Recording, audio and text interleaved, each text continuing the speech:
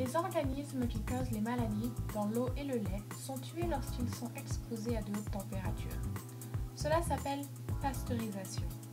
Pour obtenir une bonne pasteurisation, il est recommandé de bouillir les liquides.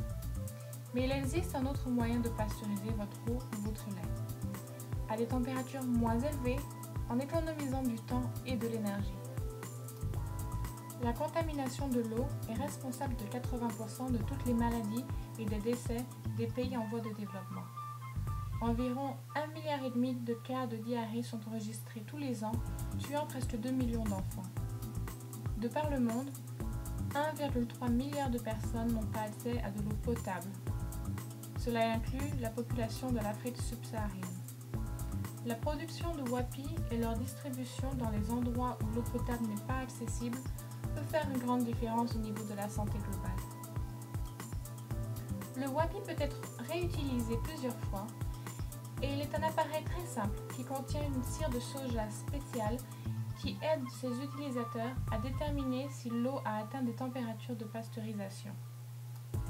Lorsque l'eau a atteint les 85 degrés Celsius pendant un moment, elle est débarrassée des microbes tels que l'E. coli, le rotavirus, Giardia et l'hépatite A. À 71 degrés Celsius, le lait et la nourriture sont pasteurisés. Le wapi indique que l'eau est bonne à boire après qu'elle a refroidi. Le wapi peut être utilisé avec des sources d'énergie telles que du bois, du charbon et du gaz. Il marche également très bien lorsqu'utilisé avec le cuiseur solaire. Avec un soleil chaud, les cuiseurs solaires peuvent pasteuriser de l'eau pour toute une famille à environ 1 litre par heure. Cette vidéo vous explique quels matériaux sont nécessaires pour fabriquer un wapi et quelles sont les étapes à prendre.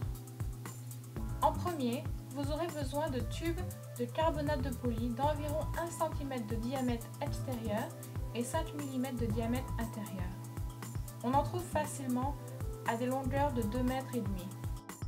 Ensuite, vous aurez besoin de 2 kg de ligne pour canne à pêche, coupée en morceaux de 38 cm de longueur.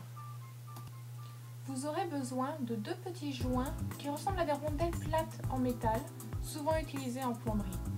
Ils doivent mesurer 1 cm de diamètre extérieur et 5 mm de diamètre intérieur. Ce joint s'appelle souvent un joint numéro 8. Vous aurez aussi besoin d'un large joint de métal mesurant 2,5 cm de diamètre extérieur et 1 cm de diamètre intérieur. Vous aurez également besoin de cire Mi-Vérol 1806K. Et finalement, vous aurez besoin de petits sacs plastiques ainsi que du mode d'emploi. Maintenant, suivez ces 8 étapes très simples pour fabriquer votre wapi. Première étape. Découpez les tubes à longueur de 6 cm et demi en utilisant un cutter ou une scie.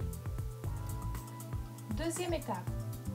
Utilisez une petite torche à propane pour chauffer l'une des extrémités du tube et fermez cette extrémité avec une pince et laissez refroidir.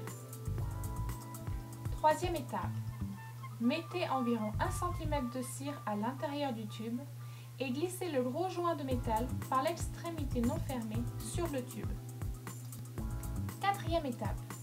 Utilisez la torche pour fermer l'extrémité encore ouverte du tube et utilisez une pince pour le fermer. Laissez refroidir. Cinquième étape.